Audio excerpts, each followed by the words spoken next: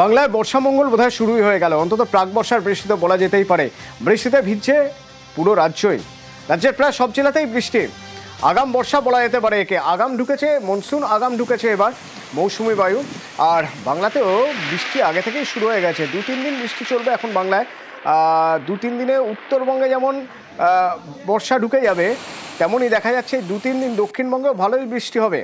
তো এই দক্ষিণবঙ্গে বৃষ্টি কিভাবে হবে, কেনই বা হবে? বঙ্গোপসাগরের উপর একটা নিম্নচাপ তৈরি হওয়ার সম্ভাবনা রয়েছে, তারই বা কি আপডেট? হাওয়া অফিস কি বলছে একবার শোনা যাক।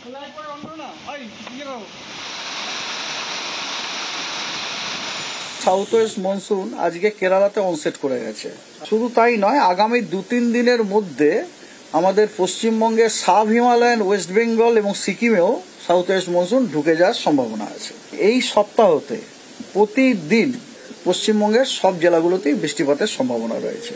আগামীকাল সমগ্র পশ্চিমবঙ্গের প্রত্যেকটি জেলাতেই ফেয়ারলি ওয়াইড স্প্রেড রেনফল হওয়ার সম্ভাবনা আছে। 27 তারিখে দক্ষিণবঙ্গ উত্তরবঙ্গের সব জেলাগুলিতেই স্ক্যাটার্ড রেনফল হওয়ার সম্ভাবনা রয়েছে। আজকে দক্ষিণবঙ্গের সব জেলা এবং উত্তরবঙ্গের মালদা এবং 2 দিনাজপুর জেলায় বিক্ষিপ্তভাবে 2-1 জায়গাতে থান্ডারস্টর্ম উইথ লাইটনিং এবং তার সাথে 30 থেকে 40 কিলোমিটার প্রতি ঘন্টায় গতিবেগে আপনার ঝোড়ো হওয়ার সম্ভাবনা রয়েছে। রৌনক রয়েছে আমার সঙ্গে সরাসরি। রৌনক, এই মুহূর্তে যদি রাজ্যের পরিস্থিতি একটু আমি জানতে চাই। আজ শনিবার, শনি, রবি, সোম, মঙ্গল, হাওয়া অফিস কি বলছে? কি হবে, কতটা বৃষ্টি হবে, বৃষ্টিতে স্বস্তি মিলবে?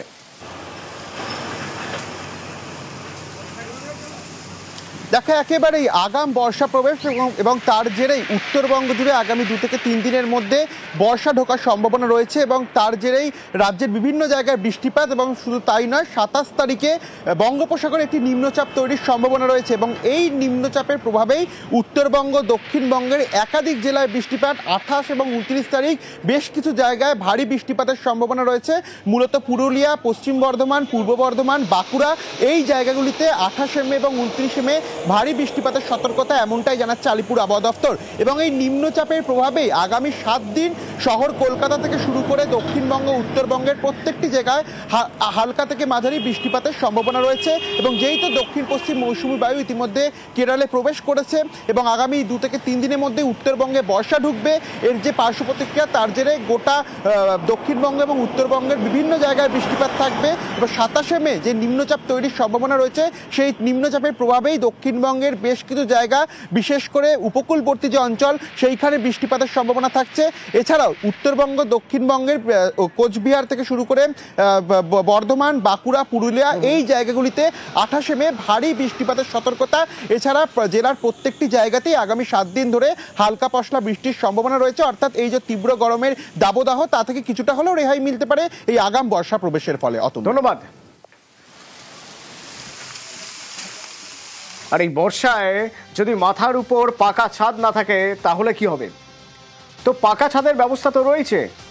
বাংলার বাড়ি, এই যে আবাস প্রকল্প, সেই আবাস প্রকল্পের বাংলার বাড়ি প্রকল্পের প্রথম কিস্তির টাকা তো পেয়ে গেছেন অনেকে, কিন্তু তারপরেও কেন বাড়ি তৈরিতে গড়িমসি? জেলা বাড়ি খতিয়ান যদি দেখা যায়, তাহলে বেশ কিছু জেলা থেকে যে রিপোর্ট আসছে তাতে নবান্ন সন্তুষ্ট নয়। কি রিপোর্ট আসছে? টাকা পেয়েও বাড়ি তৈরিতে গড়িমসির অভিযোগ উঠছে। কোন কোন জেলায়? আমার সঙ্গে সোমরাজ রয়েছেন ফোনে, বলতে পারবেন সোমরাজ? দ্বিতীয় কিস্তির টাকা দেওয়ার প্রক্রিয়ার সূচনা ইতিমধ্যে করেছেন মুখ্যমন্ত্রী মমতা বন্দ্যোপাধ্যায়, কিন্তু পঞ্চায়েত দপ্তরের যে রিপোর্ট সেখানে দেখা যাচ্ছে প্রথম কিস্তির টাকা গত ডিসেম্বর মাসে দিয়ে দেওয়া হলেও দক্ষিণ 24 পরগনা জেলায় এখনো পর্যন্ত প্রায় 50% কাছাকাছি উপভোক্তা প্রথম কিস্তির টাকায় কাজ শেষ করতে পারেনি। প্রথম কিস্তির যে 7,000 টাকা, সেই টাকায় ভিত থেকে লিংটন পর্যন্ত কাজ করার কথা বলা হয়েছে পঞ্চায়েত দপ্তরের গাইডলাইনে। কিন্তু দেখা যাচ্ছে দক্ষিণ 24 পরগনা জেলা শুধু নয়, দক্ষিণ দিনাজপুর রয়েছে, কোচবিহার, মুর্শিদাবাদ জেলা, শিলিগুড়ি মহকুমা পরিষদ, মালদা জেলা, এই জেলাগুলিতে দেখা যাচ্ছে 30%-এরও বেশি উপভোক্তা তারা ভিত থেকে লিংটনের কাজ এখনো পর্যন্ত শেষ করতে পারেনি। পঞ্চায়েত দপ্তরের গাইডলাইনটা রয়েছে। পঞ্চায়েত দপ্তরের গাইডলাইনে এটাও রয়েছে, প্রথম কিস্তিতে যে নিয়ম মাফিক কাজ হওয়ার কথা, অর্থাৎ ভিত থেকে লিংটন পর্যন্ত সেই কাজ শেষ না হলে দ্বিতীয় কিস্তির টাকা দেওয়া যাবে না। সেই জায়গাতে দাঁড়িয়েই এই কাজগুলি, এই জেলাগুলির পারফরমেন্সে অসন্তুষ্ট নবান্ন। কিন্তু এটাও দেখা যাচ্ছে আবার নদিয়া, পশ্চিম বর্ধমানের মতো জেলাগুলিকে প্রথম কিস্তির টাকায় 90%-এরও বেশি উপভোক্তা তারা ভিত থেকে লিপটনের পর্যন্ত কাজ শেষ করে দিয়েছে।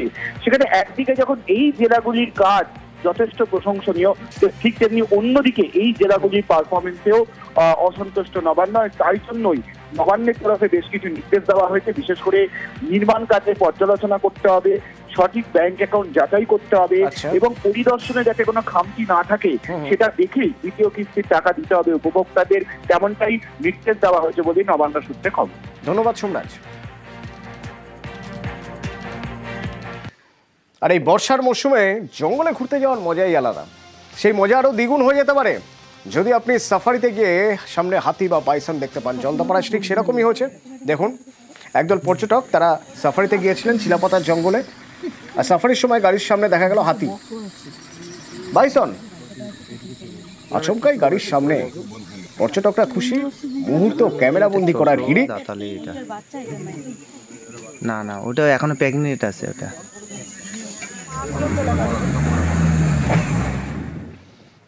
তবে সবসময় হাতির দর্শন যে এতটা সুখকর হবে তা কিন্তু নয়।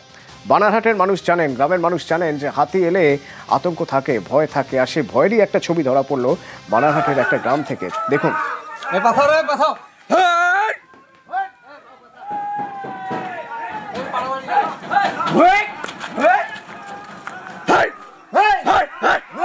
দিনের আলোয় গ্রামের পাকা রাস্তায় দাপিয়ে বেড়াচ্ছে হাতি। চানাডিপা এলাকা, মারঘাট জঙ্গল থেকে লোকালয়ে দলছুট ডাকায় চলে আসে, আর খাবারের খোঁজ শুরু হয়। তখনই গ্রামের রীতিমতো দাপাদাপি।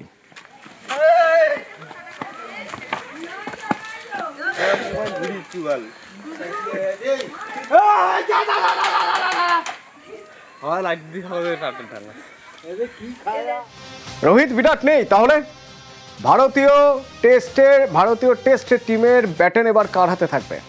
Shubman Gill captain, vice captain হচ্ছেন ঋষভ পন্ত। আমার সঙ্গে ইরন রয়েছেন। ইরন, কি কি ফ্যাক্টর কাজ করলো শুভমন গিলের অধিনায়ক হওয়ার পিছনে? দেখুন, নতুন যুগের সূচনা হলো অতনু, বলাই যায়। গম্ভীর জমানায় নতুন যুগের সূচনা। তরুণ তুর্কিদের নিয়ে ভারতীয় টেস্ট দল, অশ্বিন, বিরাট, রোহিতের পর শুভমন গিল ক্যাপ্টেন। শুভমন গিল ক্যাপ্টেন হওয়ার পেছনে অবশ্যই টিম ম্যানেজমেন্টের ভোট যেমন ছিল, কোচ গম্ভীর চেয়েছিলেন শুভমন গিলকে ক্যাপ্টেন হিসেবে আগে যেতে, আগামী দিনে ভারতীয় ব্যাটনটা তার হাতে তুলে দিতে। তার কারণ আইপিএল এ শুভমন গিল গুজরাটকে ক্যাপ্টেন্সি করছেন, সেখানে তিনি যথেষ্ট ইমপ্রুভ করেছেন, উন্নতি করেছেন। এবং শুভমন গিল একজন ব্যাটার এবং তিনি তার অভিজ্ঞতা এবং টেস্ট ক্রিকেটে এখনো পর্যন্ত 32টা টেস্ট খেলে প্রায় 1800 রান করেছেন। একদিকে তার যে 5 বছর ধরে টেস্ট খেলার অভিজ্ঞতা কাজ করেছে, সঙ্গে ক্যাপ্টেন্সি আইপিএল এ করার যে অভিজ্ঞতা সেটাও কাজ করেছে। তো এই দুটি কারণ এবং সঙ্গে অবশ্যই কোচের ভোট। কোচ গৌতম গম্ভীর তিনি চাইছিলেন এমন একজনের হাতে ব্যাটন তুলে দিতে, যুব শক্তি যিনি হবেন। সেই কারণেই কিন্তু শুভমন গিল ক্যাপ্টেন এবং ঋষভ পান্ত ভাইস ক্যাপ্টেন, অর্থাৎ দুজন প্রায় 24-25 বছর বয়সী দুটো যুবক, তাদের হাতে ভারতীয় টেস্ট দলের দায়িত্ব যাওয়া মানে নতুন অধ্যায় শুরু হলো। টেস্ট দল ঘোষণা হলো। দলে অভিজ্ঞ বলতে রবীন্দ্র জাদেজা আর 7 বছর পর ফিরে আসা করুণ নায়ার ছাড়া বাকি কিন্তু কার্যত তরুণ তুর্কির দল। 18 জনের স্কোয়াডে বাংলা থেকে অভিমন্যু ঈশ্বরন, আকাশদীপরাও চান্স পেয়েছেন। ইংল্যান্ডের বিরুদ্ধে টেস্ট চ্যাম্পিয়নশিপ শুরু হচ্ছে। নতুন মোহাম্মদ শামির এই টিমে না থাকাটা কি একটা ফ্যাক্টর হবে কোনো জায়গায়? কারণ অভিজ্ঞ পেসার একজন মোহাম্মদ শামি, সে অভিজ্ঞতার দাম তো রয়েছে। অতনু, মোহাম্মদ শামিকে নেওয়া হয়নি তার অফিসিয়াল কারণ তিনি টেস্ট ক্রিকেটে বল করার জন্য এখনো ফিট নন।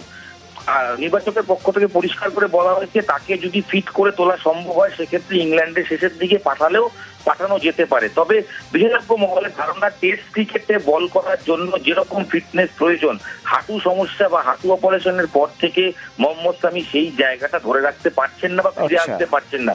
তাই মোহাম্মদ শামির চোট বা কোথাও গিয়ে মোহাম্মদ শামির জন্য টেস্ট দলের দরজা আবার খুলবে কিনা এই নিয়ে কিন্তু একটা প্রশ্নচিহ্ন থাকবে। তবে ভরসার জায়গায় একটাই, বুমরা, তার সঙ্গে সিরাজ, প্রসিদ্ধ কৃষ্ণার মতো জুনিয়র বোলার, সঙ্গে আরশদীপের মতো বাহাতি জুনিয়র বোলার, সঙ্গে Akashdeep.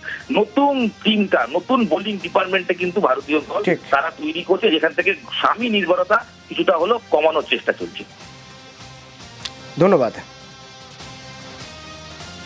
We've seen some progress over the course of the last year or two with him. There's no doubt it is going to be as tough as it gets, doing a 5-match series in England. And maybe he'll have to learn on the job a little bit. But we are very confident with what he has to offer, and That's the reason we've picked him.